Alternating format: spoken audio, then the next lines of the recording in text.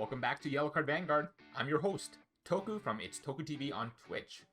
Throughout the week, I'm streaming Vanguard on my Twitch channel. We'll be building decks, playtesting, and just having a grand old time, so be sure to swing on by. With new clan collection reveals coming out every day, you know what that means. It's time for a new chapter of clan collection cores. I want to preface this video and the entirety of the series by saying that many of these lists are entirely conceptual and surface deep, and will need your own playtesting to fine-tune. But each of these will aim to provide a way of thinking on how to take your new support in Clan Collection 3 and 4 and put it into a working deck. They won't all be optimized, but I believe they will be a good baseline to build off of. Welcome to Clan Collection Cores.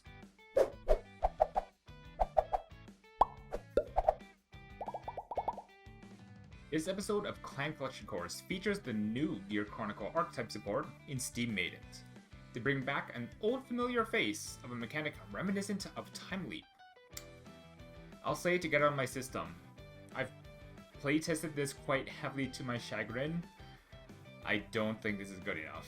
It won't outperform Chronojet, and it won't even outperform Chrono Fang. It needs multiple copies and multiple combo pieces to get going. However, when they do get going, they do put on a lot of offensive prowess. That being said, the question then comes down to whether or not they are able to gather enough resources of their Alpha Strike before they overheat and malfunction. Let's take a look at the new card. The new Grade 3 is Steam Maiden Elo, equipped with 3 different effects. Let's run through them.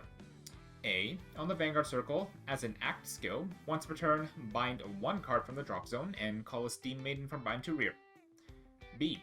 On the Vanguard Circle, once per turn, at the end of the battle that your Steam Maiden rearguard attacked, you can bind that unit to call a unit from your bind with a grade 1 higher than it to rear. If you call the grade 1, countercharge 1.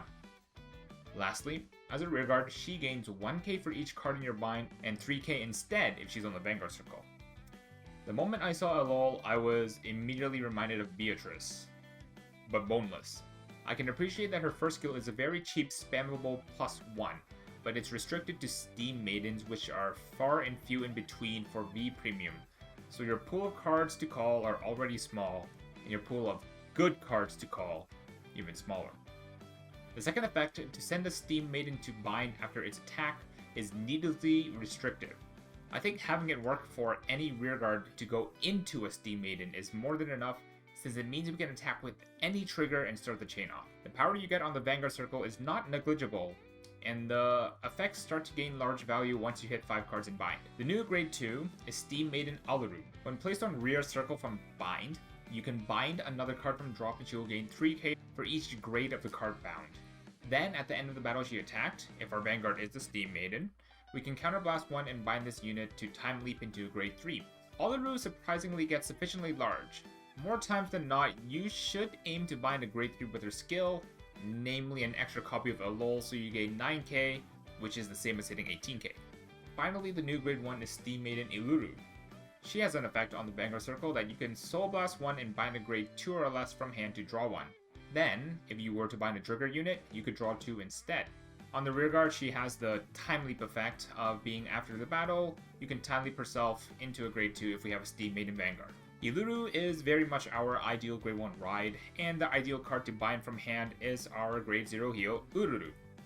Not only does this draw 2 for us and help us dig for pieces, which we are very much in need of, it also helps set up future turns by having Uluru and bind to start off our Steam Maiden Time Leap combos. Let's go into the list and our winning lines. As Steam Maidens, we look to win by using the piano. Mellow Amusement Colossus to activate a guard restriction for the turn, forcing our opponents to guard with 2 or more cards for the turn. We aim to combo this guard restriction with our Time Leap multi-attack combos to try and shred our opponent's hand and potentially go for game on the same turn. As such, we're going to run 4 copies of all of the Steam Maiden names that are part of this Time Leap combo: Elu, Aluru, and Iruru. 4 copies of Steam Maiden Ururu as the best Grade 0 to bind with Iruru and to start off our attack chain. Did I say best? I meant only. Then, because the piano is something we look to play once and juice our opponent, we can opt to only run 3 copies as something we want to find and hold. I'm also choosing to run 4 copies of Steam Maiden Ribble because of her name being a Steam Maiden, which means she can be an alternate option to Iluru to start an attack chain going as well thanks to Elo's skill. I'm opting to run full playsets of Steam Mechanic Nabu and Steam Knight Caliboom, as these are both rearguards that can either selectively bind from the drop zone or bind itself respectively, to recycle Steam Maiden names to try for another turn respectively. In either case, these are both grade 2s that help us collect pieces instead of the bind zone for our big turn. In our last 6 slots, I've opted to run 3 copies of Steam Breath Dragon, as a means of finding our extra copies of Elo and our first copy of the piano. This deck does not discard as much as Chrono Jet would, so the power won't always be live. However, it's more to find our grade 3s rather than be a body on the field. The last 3 slots went to Steam Cook Xiaosh, a fairly uncommon card in lists, but she has the effect to discard a card on attack to gain 10k for the turn. This means she's able to hit any Vanguard without being on a force marker, but she's also able to enable Ribble by discarding her from hand. In our trigger lineup, I've opted to run 4 crit, 8 draws, and 4 heals.